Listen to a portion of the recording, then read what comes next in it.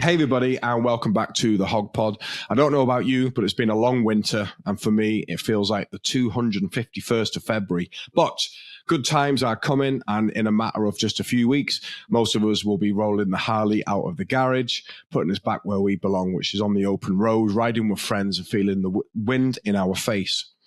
If you ride in a group such as HOG, HDRCGB, an MC or an MCC, then hopefully the winter months were broken up with various social events. No doubt you've been planning, including trips across Europe and beyond, and their plans are starting to take shapes. And then, of course, you're organising your own calendar regarding rallies. It's at this time of year that we start to pick out which of the many Harley rallies up and down the UK and Ireland we're going to attend and set about securing tickets before they're all gone. Today, we are joined by Ian, aka Ice, who is the director of the Rutland HOG Chapter, who are based out of Sycamore Harley-Davidson in Uppingham. Ian, thanks for joining us and welcome back, because I know this isn't our first rodeo. No. Hi, Kenny. How are you? Just to let everyone know, we did actually give this an attempt before Christmas, and for whatever reason, it didn't come to pass, all on my side. So, Ian, I really appreciate your time again. And I know a lot has probably happened over the last few months, but we'll start like we always do. Can you introduce yourself and tell us who you are and just a little bit about you? Yeah. Well, as you say, I am the director of Rutland Chapter. Very proud of it too. Great bunch of people. Smallest county in the UK, Rutland.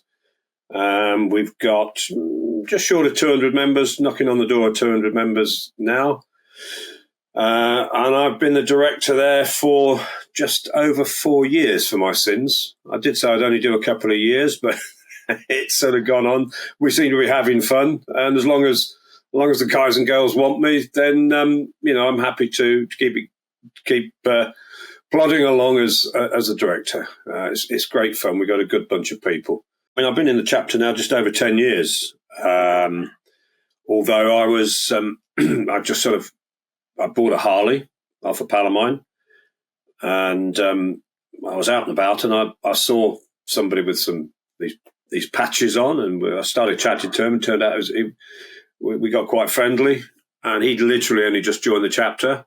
So I thought, well, I've got a Harley. Perhaps I can do the same. So I went to one of the meetings. Quite early on, I was asked if I wanted to join the activities committee, which I did. And within 2 weeks of joining the activities committee, the guy who I was sort of assisting, said, "Oh, I'm going to step down. Over to you." So I was involved in activities quite early on. And then just sort of went through the various jobs. I've done treasurer, I've done assistant director, I'm a road captain as well. So that's involved in, setting up, organising and leading the ride out. So I've been doing that from quite an early stage. And obviously as assistant director, you expect to step up to the plate and take on the role of director, which I did. Rich, who was the previous director, did his tenure and decided that he was going to hand over to me 4 and a bit years ago. So I'm still doing it. But while I've got the time and I enjoy it, I mean, obviously I run my own business, but I have the time within that to be able to do what's necessary for the chapter. And they're a good bunch of people, so that makes life a lot easier. And I've got a cracking committee that sit behind me, very supportive. So that makes a big difference. It does. You say you've knocking on the door of 200 members there. Is that a relatively healthy number for your chapter? Obviously, each chapter has, a regular number over the years. I'm sure you were hit by COVID as well. How have you bounced out the back of that number wise and healthy, health, chapter health in general? Yeah, well, I mean, it is a good number given the size of the county, although we sort of pick up an area, I don't know, probably 50 miles all the way around. So we pick up people from further afield and even further than 50 miles, to be fair. So I think when I took over, when I went in, we probably got about 110, 115 members, something like that. And it's sort of gradually built. So obviously that was coming out of COVID. And so once we were able to do more things and ride more and do the activities, we're sort of encouraging people to join as well.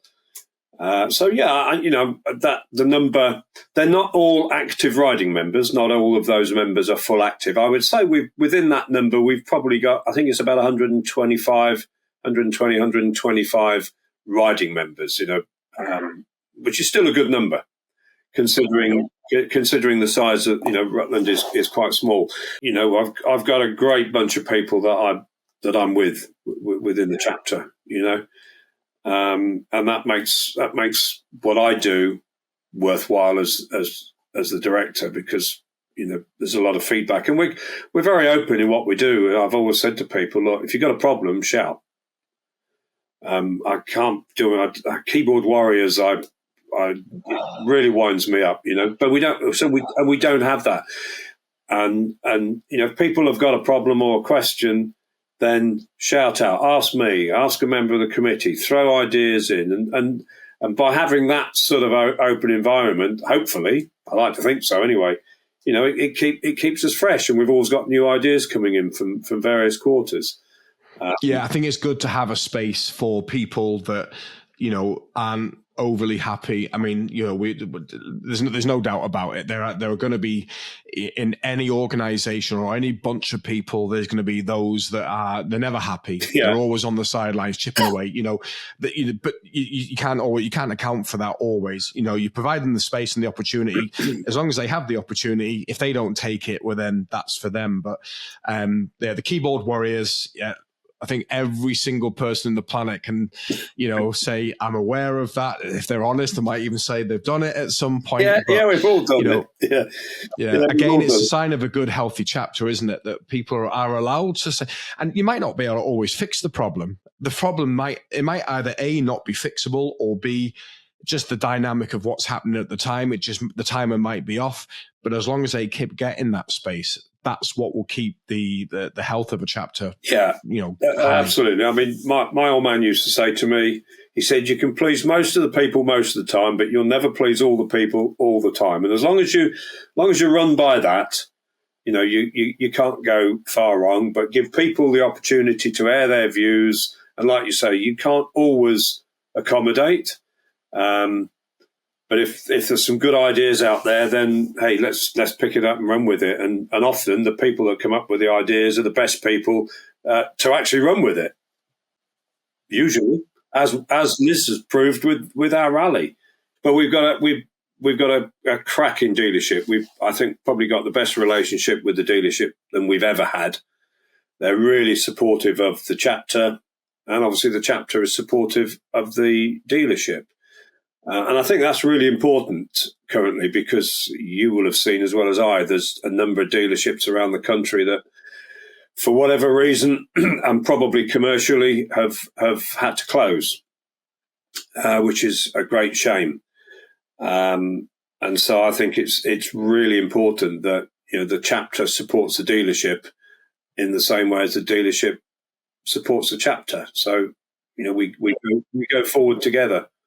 Exactly. One of the things I was going to ask you about, I'm really pleased you brought it up, was the dealership relationship. Obviously, as you've already said, there are dealerships closing. Oxford there very recently. Edinburgh has announced that they're going as well.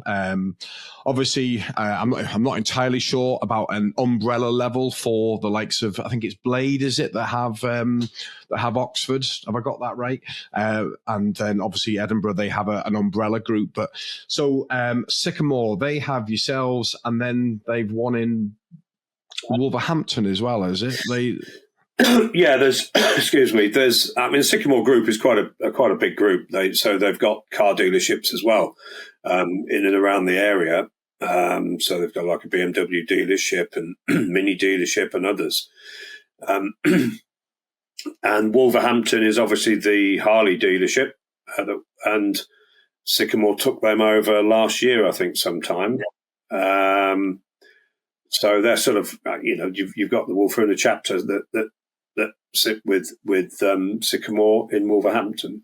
So we we probably don't do as much as we could or should with Wolverhampton, but obviously it's the distances involved. We tend to do more with chapters that are closer by geographically, to be fair. Nen Valley being one of them.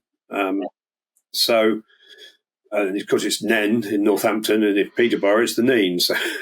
Yeah, I always call it Neen Valley. Yeah. I don't know whether I'm right or wrong, so I'll apologise if Well, if it's wrong. It depends, I think, on which side of the water you are, mate. If you're this side, it's the Neen. If you're the other side, it's Nen. Right, okay, there you go. We're based over in Northern Ireland, then we'll just take a punt at it. Yeah, call the it Nini. whatever. Yeah. The Nini, yeah. Here, tell you what, I think I actually called it Nini first and got corrected. I think it does on the sat nav. But yeah, we've got a great relationship with Sycamore, with the Harley shop, and we do lots. And we got stuff coming up. The opening night, I think 14th of March, we've got an open night, and all the dealerships around the country will be doing it. We're making sure we're in there. The chapter will be in there. We're going to do myself and my AD. We're going to have a barbecue outside under the under the gazebo. Probably have the thermals on, and we're going to do burgers and sausages. I think they've got several hundred people due to attend over the night. There'll probably be some music, and we'll have a raffle and tombola or whatever. So the chapter get involved quite a lot to support the shop in what they're doing, in the same way as the shop support us. So it just works, because we want the dealership to continue, because it's our home, Yeah. This is it. I think more so, as you've already sort of alluded to, more so now than before. That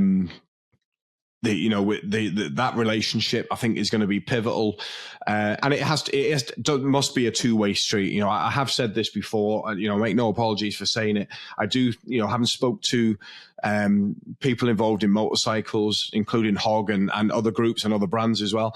We're kind of spoiled, really, as HOG, by having these dealerships, or having it as a base, and the support that we get from the dealerships. There'll be some people bouncing up and down now saying we don't get support from our dealership. It's in our gift and it's in our power to sort of rectify that, really, isn't it? And particularly as more and more dealerships are closing, hopefully that will sort of get everyone together and say, right, what do we need to do? What can we do? How can we do it to prevent us becoming the next Orphan?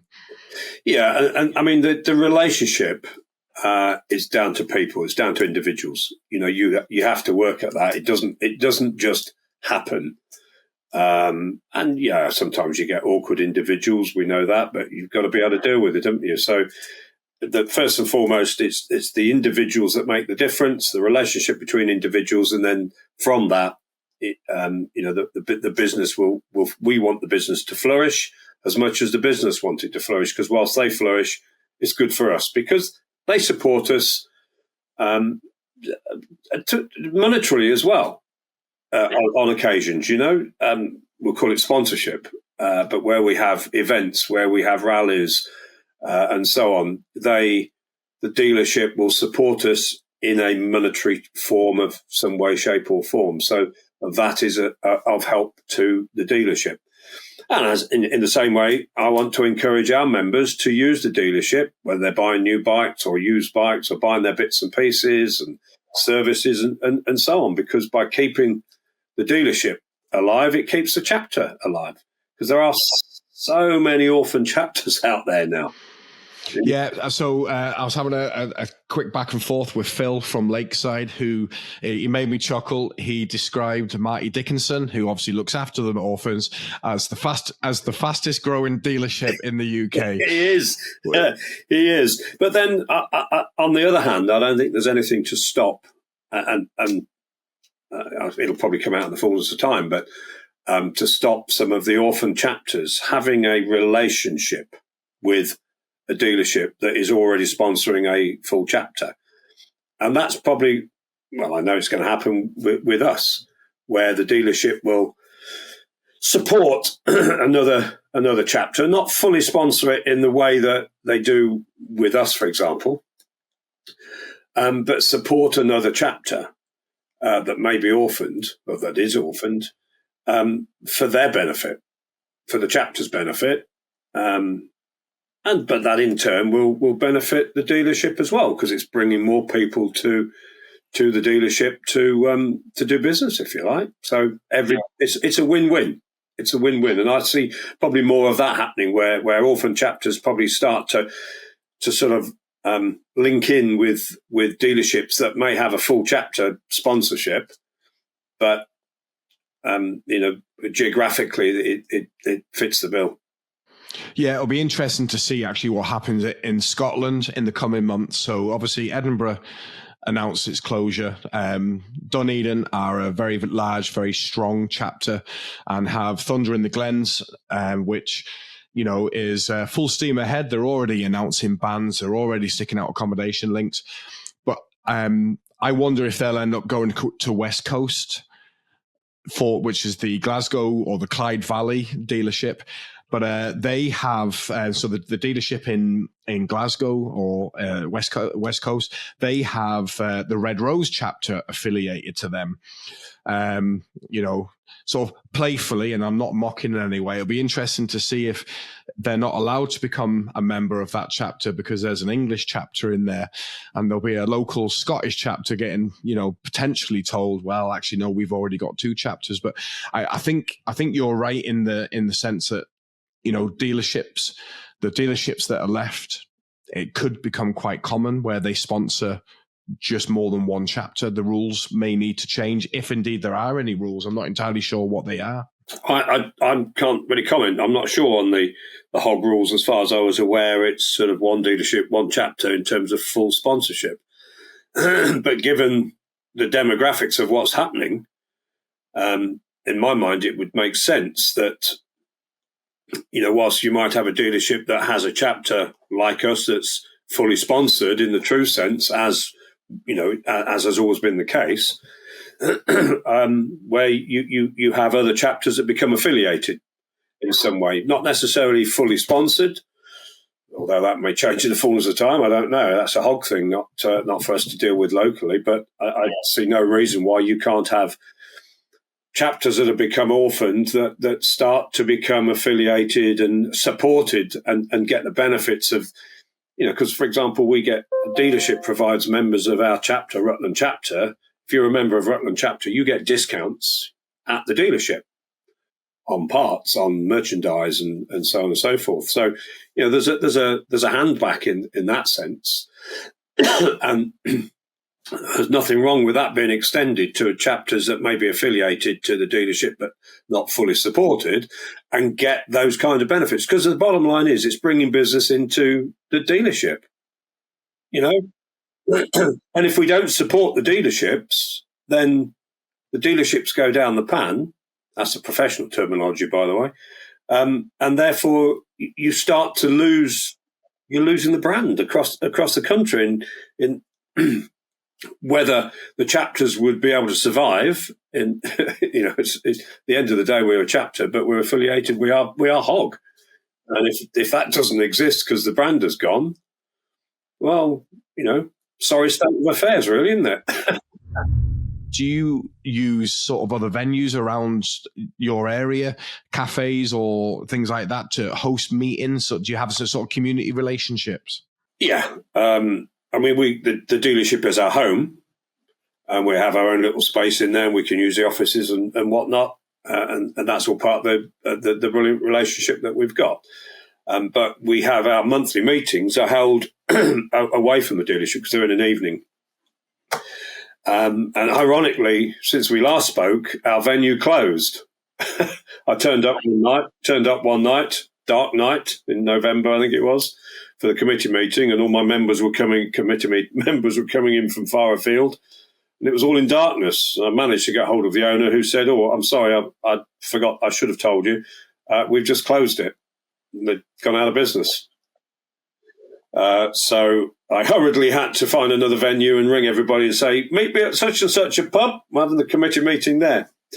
But we've gone back to our previous venue, which is it's actually the Normanton Park Hotel, which sits, the positioning couldn't be better.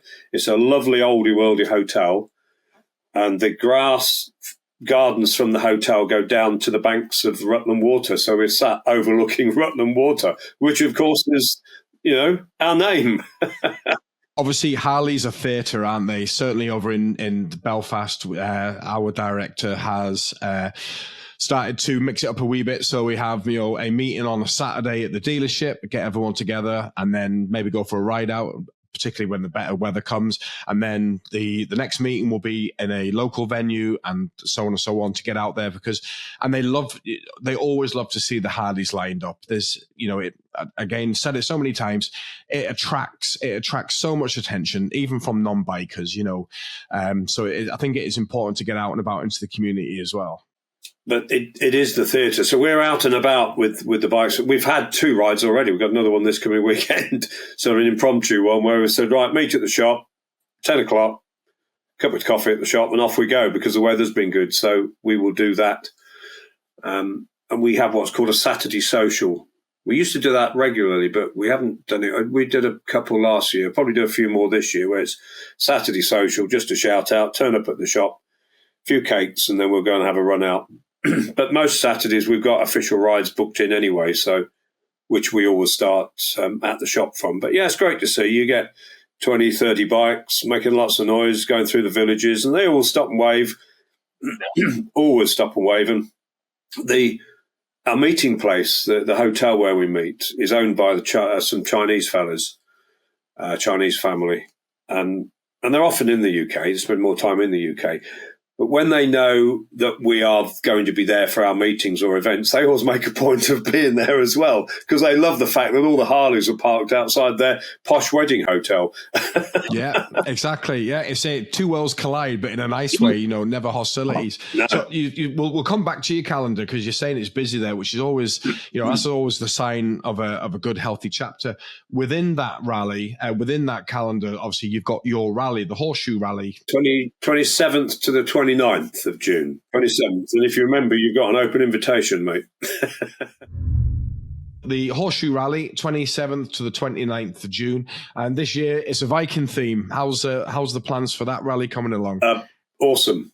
Yeah, it is a Viking theme. And there'll be some nice little gifts in everybody's pack that I think will go down well. Everybody will look the same if they choose to put the things that they're going to get on. And our numbers, we're really well advanced. We've got, bless her, Liz Moore. I told you about Liz before. She heads up the rally committee. And she got it by default because we had a rally many years ago. Just after COVID, we tried to resurrect the Horseshoe Rally. We got gazumped by where we were organising the rally right at the last minute, and the whole thing fell apart, which was pretty typical of what happened coming out of COVID anyway. And at one of the meetings, bless her, Liz stood up and was challenging in the right way, challenging me as to why we hadn't got the rally and what was going to happen and so on and so forth, because she was so passionate about it.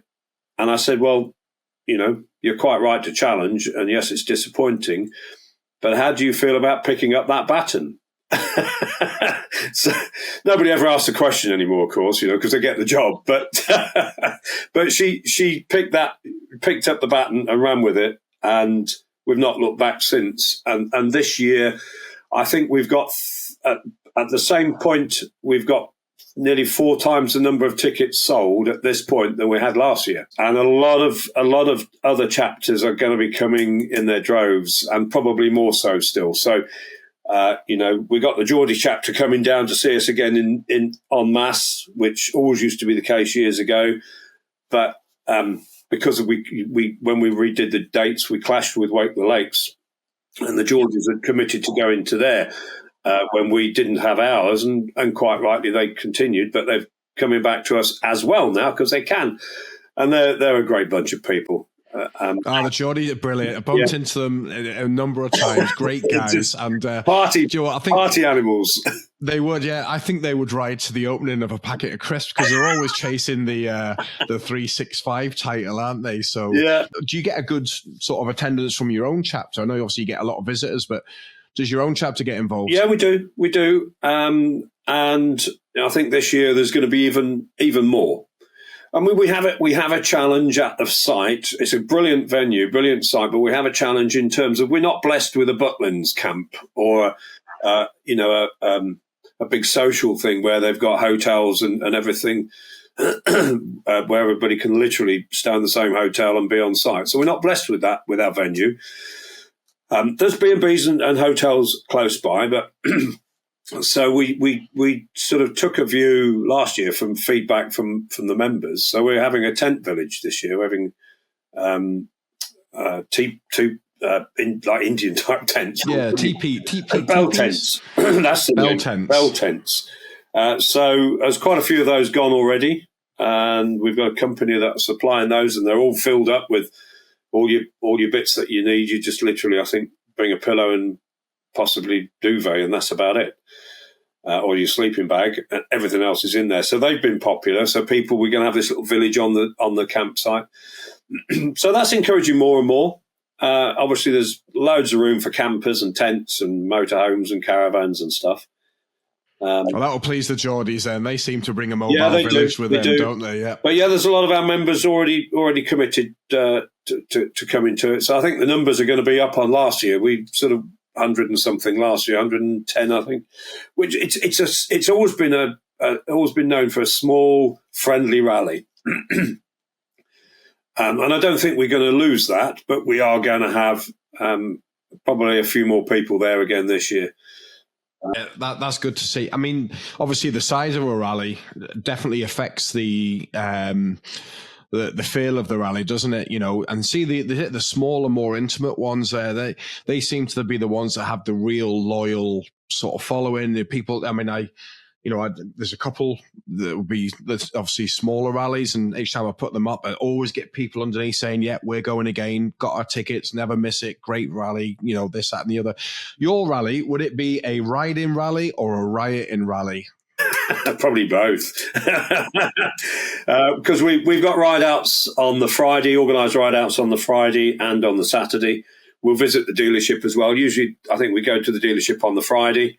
That gives us a bit more time on the Saturday for the bands and so on.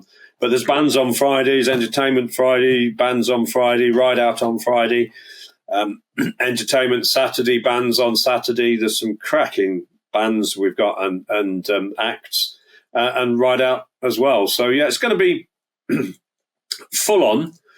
I think we've got axe throwing because of the theme Viking. We're hoping. I think it's now sorted. We got this axe throwing, and I have said that I will not be the target. Would you have a few volunteers? That was challenged. Well, I don't think I'll have any volunteers for targets. No. No, I mean volunteers for throwers. They'll all line up, mate. Yeah, there'll be a queue. They'll probably even pay. Obviously, that's your rally, but the rest of your calendar, you said ride outs every weekend. Is that just locally, or do you get yourself across the water, either here or into Europe or further afield? Both. So a lot is local. We'll visit other dealerships as well.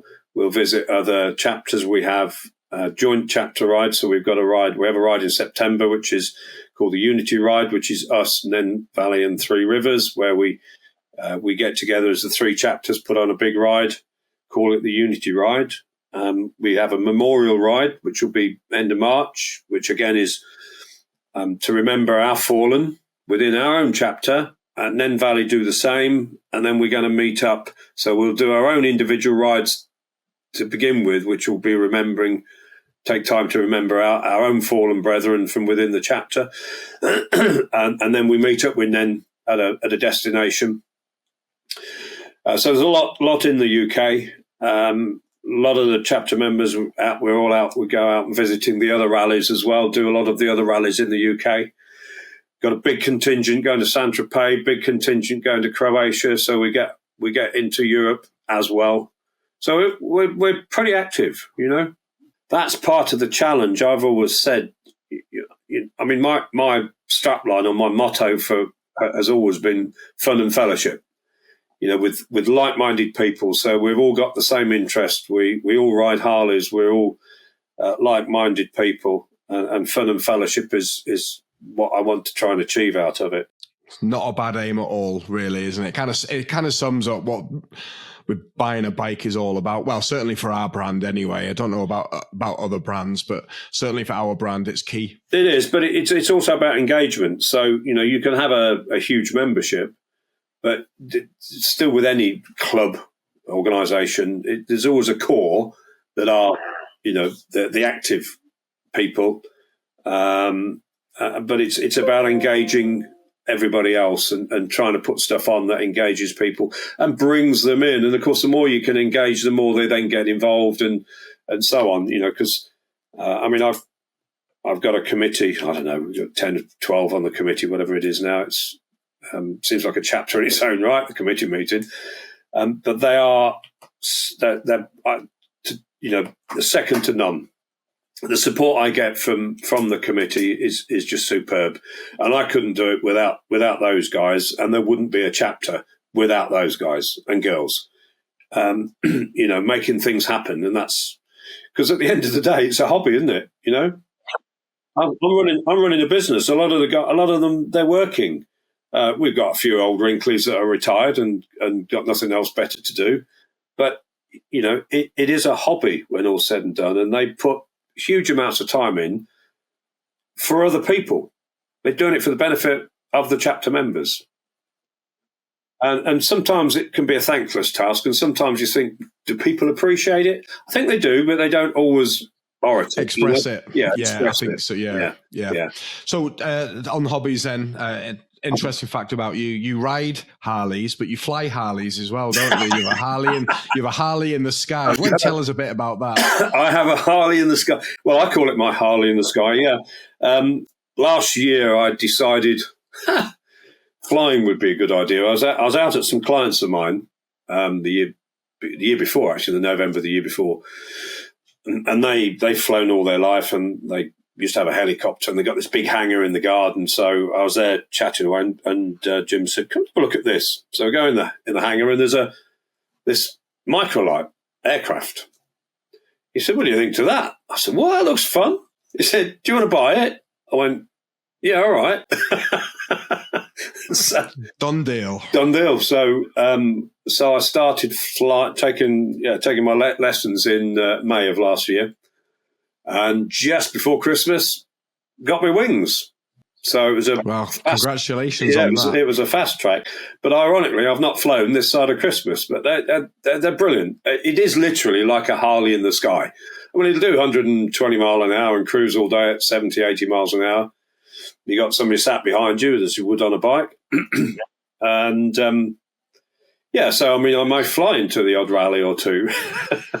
Yeah, that would be some entrance, wouldn't it? Yeah, would it? I'm going to put some stickers on it, probably, some Harley stickers, or get it vinyl or something. But so get a little CVO plate on the wing. Yeah, but I mean, who would have thought at my age that I'd be starting to fly? But it's an incredible feeling. I mean, this thing will go up to 10,000 feet. And I could fly over. I could come over. I think I promised to come over. I'll fly over to Ireland at some point. Yeah, I'm still going to hold you to that. In fact, I reminded my wife again last night. I said, "Do you remember the guy that was going to fly over and take me out?" And she went, "Yeah." I said, "I'm speaking to him again tomorrow." And she says, "Well, you may pass the message. It's not happening because I have a tendency to jump out of things that are in the sky, which causes me problems." Yeah, that's why jump out of a perfectly good aircraft, eh? Did you have a thing about flying before, or was it literally just on a sixpence? Let's do this. Yeah, it's exactly. It was on a whim. I'd flown before in big jets, going to Tenerife and stuff. Slightly different. And I went up about 20 years ago with a pal of mine who, in 41 Club, he doesn't compete anymore, but he used to compete at aerobatics. And I went up with him 20 years ago in his aerobatics plane, and he did a few loops and stuff like that. And I felt as if I was going to throw up. I thought, never again. And then 20 years later, here's me flying. But of course, that thing of, an open door, and for the first time you realise you're actually flying as opposed to being in just something enclosed. Well, that's how the microlight is. The microlight is an open cockpit. The only thing above you is your wing. So the feeling of the open door you've got constantly in a microlight, you're just looking out and around, and there's that planet Earth below you. Yeah, incredible. It's do you know, it's something that's floated my boat. I just cannot get permission from the commissioner who sits in the other room there. I just cannot get permission. But on hobbies, another interesting fact about you, or rather your lad, is into touring cars. Is that right? Well, yeah, James, he's a professional race driver, and he coaches now. At the moment, he's doing a lot of coaching in the UK and abroad. His last racing has been in the British Touring Car Championship, but that's all about budget. It's been a very expensive hobby for the last 30 years anyway with him. But touring cars is something else. It's £500,000 to run a car a year. And I can't find that kind of money to fund him. So it's down to sponsorship, and the drivers have to just raise ridiculous amounts of money from whatever source they can. But he's been very successful. I think we started, 30 years ago, as I said, when he was about 10, in go-karts, and he used to race with Lewis Hamilton. They're very friendly, big pals, family friends. And he was, I think James was the youngest ever British champion in go-karts, and then we moved up into Formula Renault single-seaters, like little Formula One cars. He won the Formula Renault British Championship. He ran out of money again, and then we found a bit, and he went into British GT Championship in a big Dodge Viper, which again is a big American muscle car, a bit like a Harley, big and loud.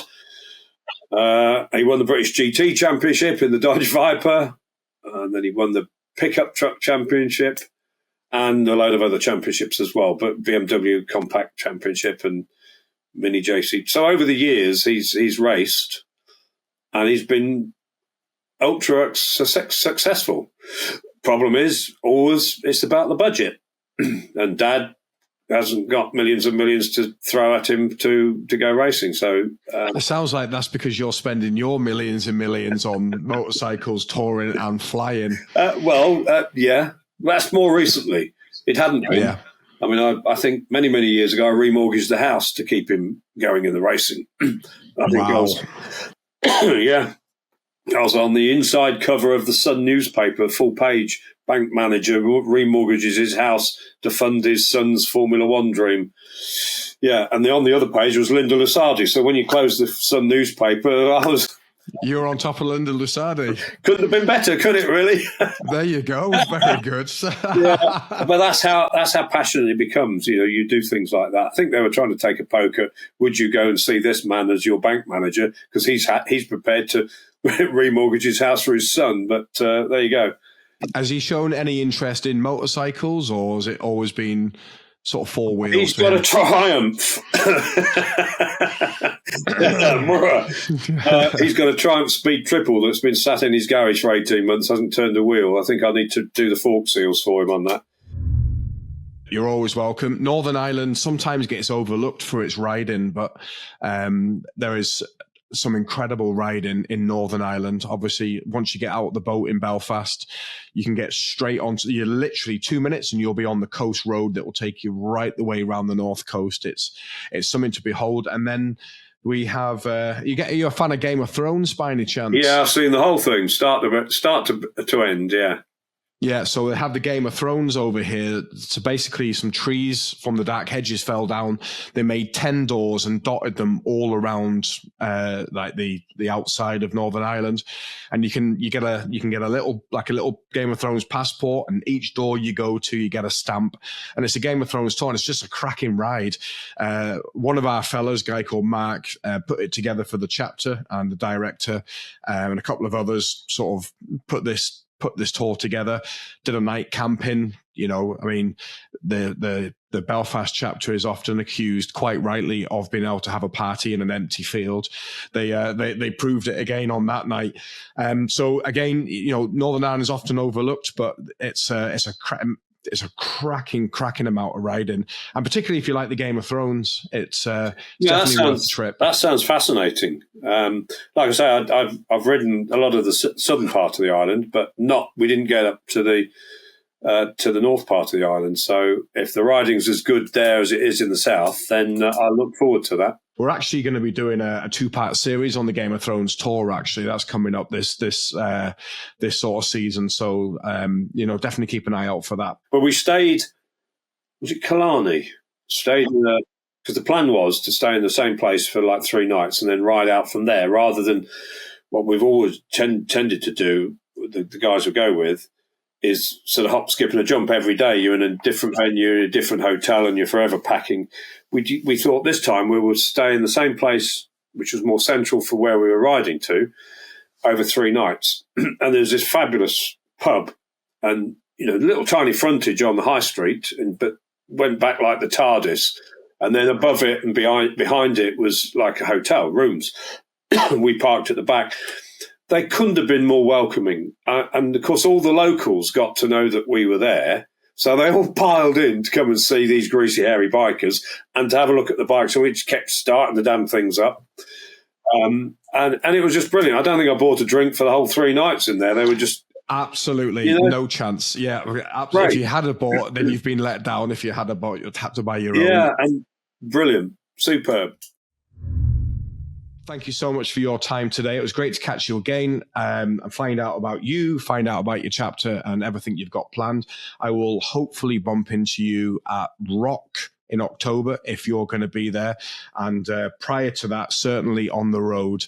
Kenny, it's been a pleasure. Loved every minute of it. Good to see you again, my friend.